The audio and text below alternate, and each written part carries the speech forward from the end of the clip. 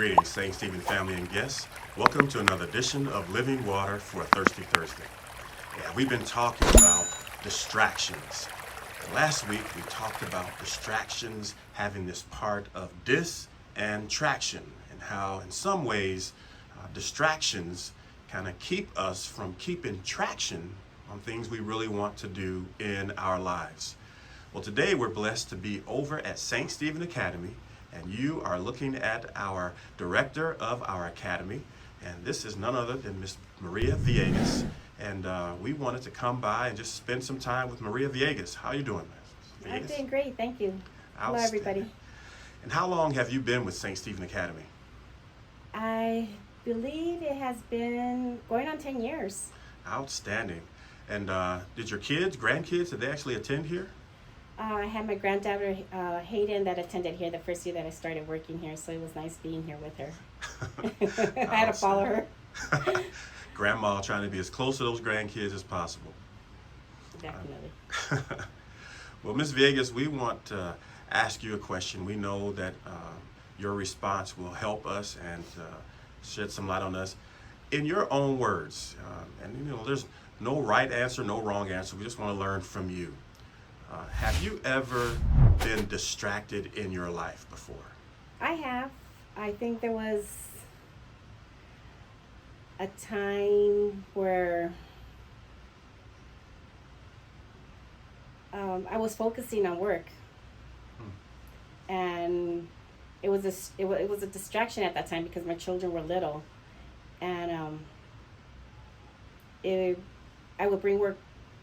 When my problems were at work, I would kind of bring them home, and so I think I was taken away from my family, and so we had to make it. At that time, I made a decision that it was best for me to stay home because it was a lot of distraction.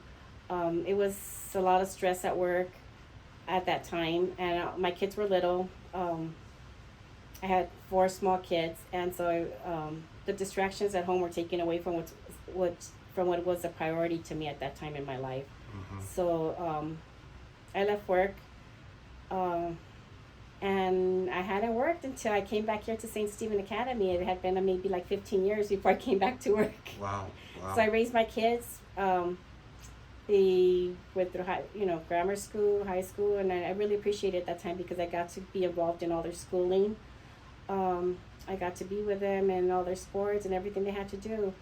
So I was glad and I was privileged that my husband and I were able to be able to do that. Wow, that's priceless. Good stuff there. And definitely glad to hear that that time didn't happen while you were here at St. Stephen. No, because I had to follow my granddaughter here to spend some time with her as well. Exactly. A healthy distraction. Yes, it was a healthy distraction. It was really awesome. And It's been a blessing to be here, Pastor Dockery. It really has been a blessing. I love all the children here, and I'm really, the families working here. I really love, speaking to the parents when they come through. I think we have a really great group of parents, and our children are blessed to have the parents that they have because a lot of the parents are really involved with them here as well. Good plug for St. Stephen Academy. So if you have little ones from the age of 6 weeks? 6 weeks to 4 years old. 5 years old. 5 years old. Bring them on over to St. Stephen Academy. Definitely, please bring them. We love having them here, and we're waiting to love them all. Well, a follow-up question. In your definition, in your own opinion, what do you believe distraction means? To me, I think distraction is taking away from what you want to be focused on, what's important in your life, whether, distraction from God. I'm sure when I was young, there were things that I wanted to do, and God wasn't a priority, and God changed my life when my children were here. I don't know, I know I've shared with you in the past that my husband and I didn't have our first child until we were into our 8th year of marriage. And so when our children arrived in my life, I think all these years of praying really brought God here. For I don't know, for a while there, it's like I thought maybe I had done something wrong, maybe I was being punished.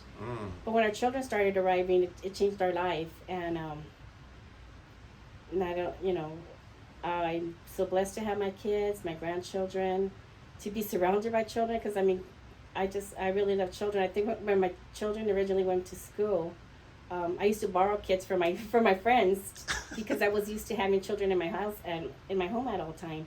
So the distraction, I think there's a distraction is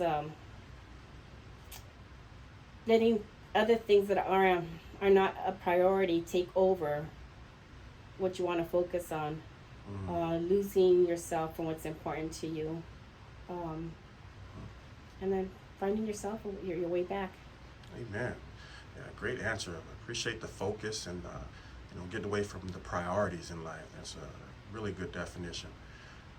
The last question I want to ask is, maybe you can just help us with what have you used now to help you keep your traction and not be distracted from what you're trying to accomplish. What kind of things would you say would help us when we know we're now distracted to get back to the traction, get back to what we should be doing? I think it takes a lot of meditation. It takes some meditation in the mornings, talking to God.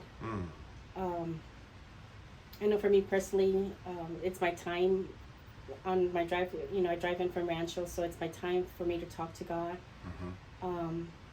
And I ask Him, to kind of guide my day and to let me focus on what's important in my life, to come here to school and to help me with the children, to help me through the day, to do the best for them, and just to be the best person that I can be here, to be here for my teachers. I think it's important that we start the day just thinking about starting our day positive. Yeah, really good stuff. I appreciate you initiating that day with God. I think that is the key, allowing Him to prioritize to us what is the priority right at the beginning, so that if yesterday we were distracted, if we start the day with Him in that new day, exactly what you're saying, hopefully we will get off of those distractions and get some traction back on our priorities. Thank you, Ms. Villegas. Good stuff all the way through. We appreciate those responses, and just want all of you to know this is totally impromptu. She did not know the questions. Basically just came on over and said, do you mind being interviewed? And she grudgingly said yes. And she's not shaking. She did an extraordinary job. We're grateful for her. And thank you for walking through those 3 questions to help us define distractions, telling us about some distractions you had in your life, and then how you actually remove the dis from your traction, from your distractions. So prayerfully, this has helped each of us a little bit more to deal with this issue called distractions. Next week, we're going to continue on this journey, unpacking it a little bit further, talking about other types of distractions that are in our lives. We've talked about ourselves and what we do. We've talked a little bit about sins being a distraction, but there's some more things that we can unpack as well. So continue to make God proud in all you say, think, and do.